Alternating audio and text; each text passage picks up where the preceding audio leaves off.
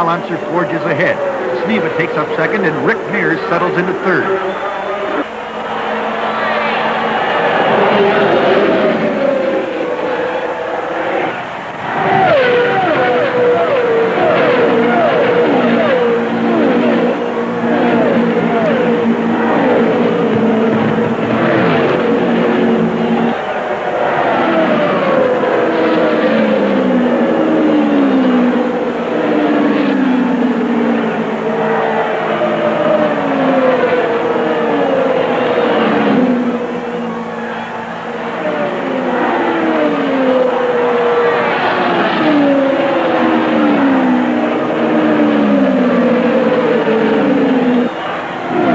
Janet. She hasn't come around. There she is, slowing down in turn 3 and heading for the pits.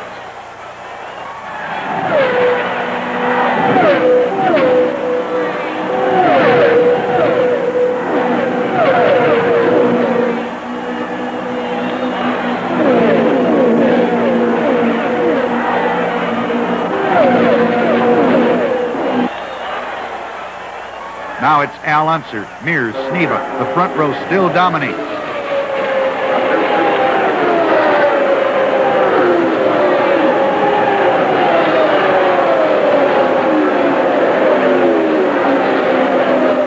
Al Unser widens the gap. On the third time around, he turned the fastest leading lap of the race, 192.143. Jim McElreath heads in with a burned piston. George Snyder is smoking, a burnt valve. Danny Ungaius, starting in 27th position, has now moved up into the top 10. Al Unser has now begun to lap the field.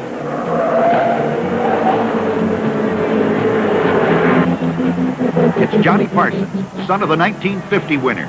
He's out. Another burnt valve.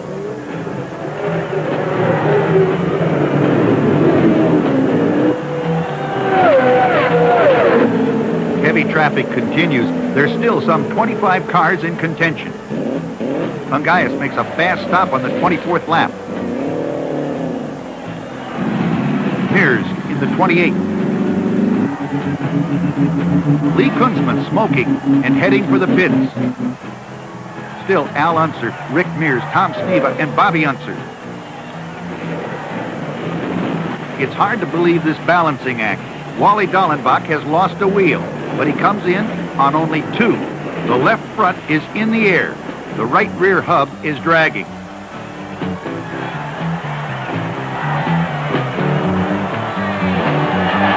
Al still dominates, but Rick is never very far behind. Bobby leads from the 70th through the 73rd lap.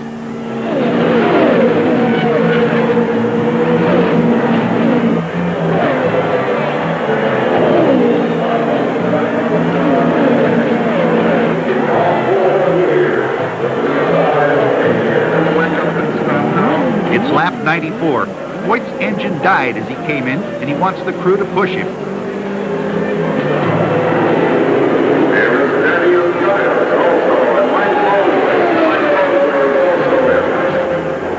It takes 53 precious seconds, but he's running again.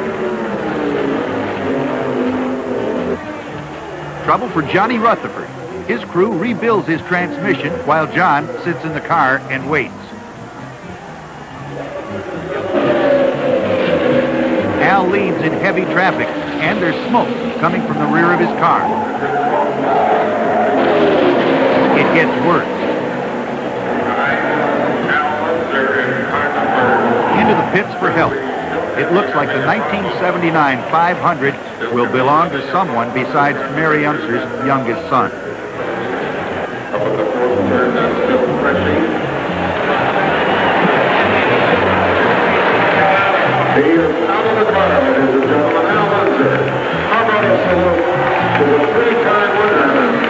Vern Schuppen is out. Now teammate Bobby Unser and Rick Mears battle for first.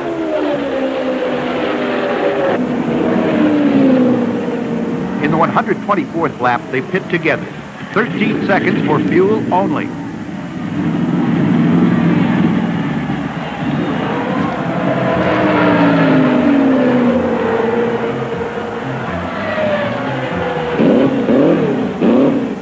Back they go, and Bobby keeps the lead.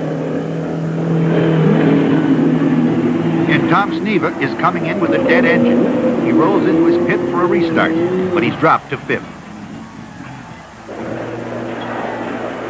The race still belongs to Bobby Unser. Mears behind him. Foyt is 3rd. Ungaius 4th, and somewhere in the confusion is Mike Mosley.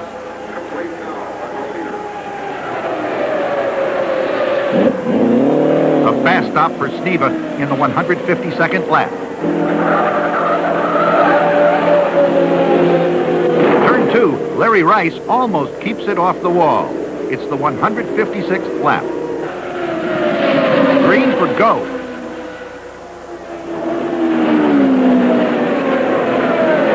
Larry Rice's car sits in the infield, and Bobby still dominates. Mears and Ungaius battle for 3rd.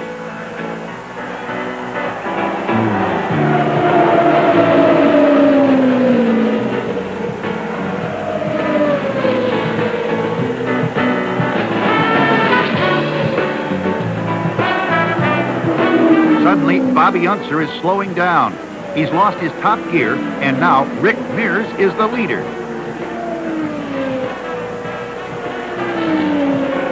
The Mears gang. As a family, they've been winning off-road races for years. Mother, Skip, and sister Robin, wife Dina, brother Roger out in California, and dad, Bill. Now Tom Sneva tries to play catch-up. Approaching turn 4, something breaks.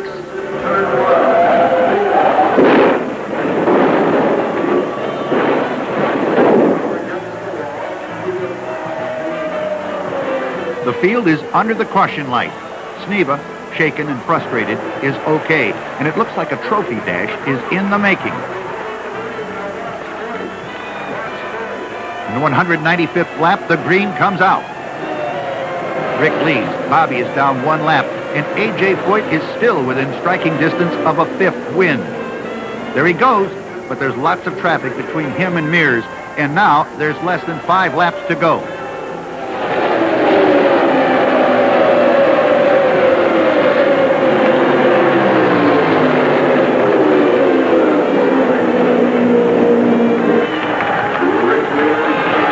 .99 laps, the white flag. In turn 3, Mosley passes Mears to unlap himself.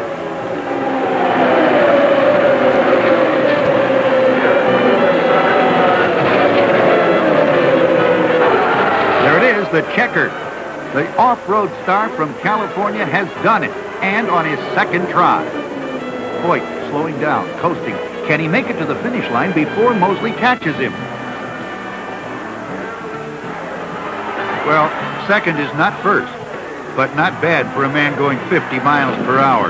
Mike Mosley flies by, taking 3rd. Foyt rolls to the end of the pits, and for the moment, the attention of the crowd is focused on the crusty veteran from Houston. He seems to have mellowed somewhat. He's certainly come a long way since that faraway day in 1958, when car owner Al Dean put an arm around him and said, "It's okay, kid. There'll be other races."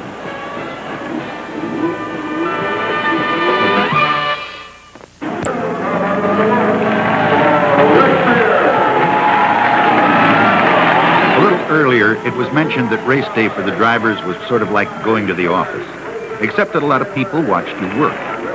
Rick Mears didn't seem to mind all those people looking over his shoulder, and if he was feeling self-conscious about making racing history, he didn't let it show.